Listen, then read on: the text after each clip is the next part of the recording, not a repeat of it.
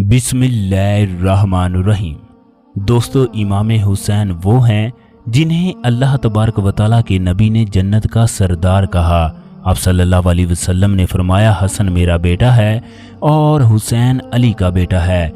वाक़या करबला दुनिया की तारीख का एक ऐसा वाक़या है जिसे सुनकर दुनिया की तारीख भी शर्मा जाती है। आज की इस वीडियो में हम इमाम हुसैन और एक सफ़ेद कबूतर का वाक़या बताने जा रहे हैं, जिसे सुनकर बड़े बड़ों के रोंगटे खड़े हो जाते हैं।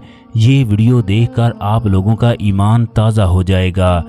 10 हिजरी को जब करबला के मैदान में इमाम हुसैन का सर तन से जुदा कर दिया गया, जब आपको शहीद कर दिया गया, तो यजीद की फौज ने हजूर अकरम सल्लल्लाहु अलैहि वसल्लम की साहबजादियों को कैद कर लिया। इमाम हुसैन और उनके साथियों को बेगौरो कफन करबला में छोड़कर कूफा और शाम की जानब रवाना हो गए। यूं हजूर अकरम सल्लल्लाहु अलैहि वसल्लम का वो नवासा जिसके लबों का आप बोसा लेते, वो बेगौरो कफन पड़ा था। इतने में पूरे आसमां पर अंधेरा छा गया। लोग सोचने लगे शायद रात हो चुकी है। आसमां पर सितारे आपस में टकराने लगे। कहा जाता है कि उस वक्त आसमां से खून की बारिश हुई। उस दिन आसमां भी हजरत इमाम हुसैन के गम में खून के आंसू रो रहा था। 10 मुहर्रम की शाम को एक कबूतर करबला के मैदान के ऊपर से गुजर रहा था। उस कबूतर ने देखा कि करबला की तपती रेत पर हजरत इमाम हुसैन का फूल जैसा जिस्म मुबारक बेगौरो कफन पड़ा है। वो कबूतर चीखता हुआ आसमां से नीचे उतर आया। ये कबूतर दूसरे परिंदों से कहने लगा, क़यामत आ गई, इमाम हुसैन को कत्ल कर दिया गया। हजूर अकरम सल्लल्लाहु अलैहि वसल्लम के ख़ानदान का खून करबला में बिखरा हुआ है।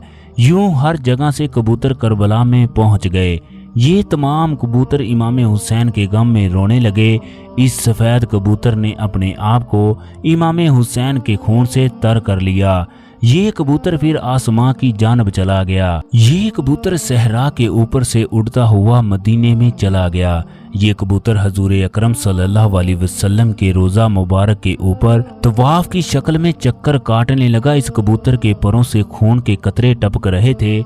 मदीना के लोगों ने जब इस कबूतर का हाल देखा तो मदीने के लोग हैरान और परेशान हो गए। मदीने के लोग मस्जिद नबवी के गिर्द जमा होकर बातें करने लगे, आखिर ये क्या मामला है।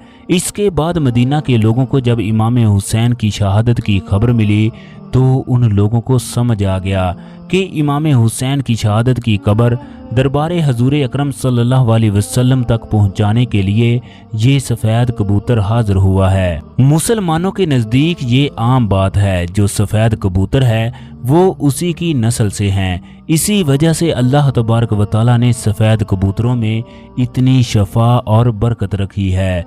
दोस्तों, बहुत सी किताबों में लिखा है कि मदीने के बाहर श्याम नाम का एक यहूदी रहता था, जिसकी एक लड़की थी। ये लड़की इंतहाई खूबसूरत, हसीन और दिलकश थी, मगर उस लड़की को अचानक कोढ़ का मर्ज लाहक हो गया। इस बीमारी की वजह से उसके हाथों, पाँव और आंखों ने काम करना बंद कर दिया। इस बीमारी की वजह से वो लड़की नाबीना हो गई। इस बीमारी की वजह से आसपास के लोग उससे नफरत करने लगे। हर कोई उससे डरता कि कहीं ये बीमारी उसे ना लग जाए। जब उस यहूदी ने देखा ये सब लोग उसकी बेटी से नफरत करने लगे हैं, तो यहूदी तंग आकर वहां से अपनी बेटी को लेकर दूसरी जगह चला गया। ये यहूदी दूर जाकर एक बाग में रहने लगा। अब वो यहूदी दिन भर शहर में काम करता, शाम को अपनी बेटी के पास चला जाता। एक दिन वो यहूदी अपने काम में इस कदर मसरूफ था कि वो शाम को अपनी बेटी के पास ना जा सका। जब उस नबीना लड़की का बाप उसके पास ना पहुंच सका तो लड़की गिरते पड़ते एक दरख्त के नीचे जा पहुंची। ये लड़की ज़ारो कतार रोने लगी। इस लड़की ने डरते हुए पूरी रात उसी दरख्त के नीचे गुजार दी। सुबह उस लड़की ने महसूस किया कि पास ही एक परिंदे के रोने की आवाज़ें आ रही हैं। उस आवाज़ में इस कदर दर्द था कि वो लड़की अपने आप को रोक ना पाई। लड़खड़ाती हुई दूसरे दरख्त के पास पहुंच गई। हालांकि वो लड़की देख नहीं सकती थी। वो लड़की बार बार सर को ऊपर की जानब करके देखने की कोशिश करती। इतने में उस कबूतर के परों से خون کا ایک قطرہ اس کی دائیں آنکھ میں جا گرا۔ اس خون کا گرنا تھا کہ امام حسین کے خون کی وجہ سے اس کی آنکھ ٹھیک ہو گئی۔ اس لڑکی کو اس آنکھ سے دکھائی دینے لگا۔ اتنے میں خون کا ایک اور قطرہ اس کی بائیں آنکھ میں گرا۔ خون کی برکت سے اس کی دوسری آنکھ بھی ٹھیک ہو گئی۔ یہ دیکھ کر وہ لڑکی بہت حیران ہوئی۔ اس نے جب اوپر دیکھا تو درخت پر خون میں لپٹا کبوتر بیٹھا ہے۔ وہ لڑکی بار بار کبوتر کو دیکھ رہی تھی۔ اتنے میں امام حسین کے خون کے کچھ قطرے اس کے جسم پر گر گئے۔ امام حسین کے خون کی وجہ سے اس لڑکی کی تمام بیماریاں ختم ہو گئی۔ اب وہ لڑکی ایسے دکھائی دینے لگی جیسے اسے کسی بھی قسم کا کوئی مرض نہیں تھا۔ اس کے بعد یہ لڑکی اپنے باپ کو تلاش کرنے کے لیے نکل پڑی کہ پتہ نہیں کہ میرا باپ رات بھر کس وجہ سے گھر نہ پہنچا۔ اب وہ لڑکی باغ کے دروازے پر پہنچی تو اسے وہ یہودی نظر آیا۔ وہ یہودی اپنی بیٹی کے پاس پہنچا تو اپنی بیٹی کو پہچان نہ سکا۔ وہ یہودی حیران اور پریشان تھا کہ اس کے باغ میں یہ لڑکی کون ہے، یہ میرے باغ میں کیا کر رہی ہے۔ یہودی اس لڑکی سے پوچھنے لگا کہ میری بیٹی اس بیماری کی وجہ سے یہاں پر موجود تھی، کیا تمہیں اس کا حال پتہ ہے؟ میری بیٹی کہاں گئی؟ یہودی کی بیٹی باپ کی باتیں سن کر خوشی سے رونے لگی۔ اپنے باپ سے کہنے لگی، بابا کیا آپ نے مجھے پہچانا نہیں؟ میں آپ کی وہ بیمار بیٹی ہوں جسے آپ چھوڑ کر گئے تھے۔ یہودی اپنی بیٹی کی باتیں سن کر بہت حیران ہوا اور خوشی کی وجہ سے اس کی آنکھوں سے آنسو جاری ہو گئے۔ یہودی بیٹی سے پوچھنے لگا، تمہاری یہ بیماری کیسے ٹھیک ہو گئی؟ تمہاری آنکھیں کس طرح ٹھیک ہو گئی؟ اس لڑکی نے اپنے ساتھ پیش آنے والا سارا واقعہ بیان کر دیا۔ پھر اپنے باپ کو اس درخت کے نیچے لے کر گئی جس کے اوپر کبوتر بیٹھا تھا۔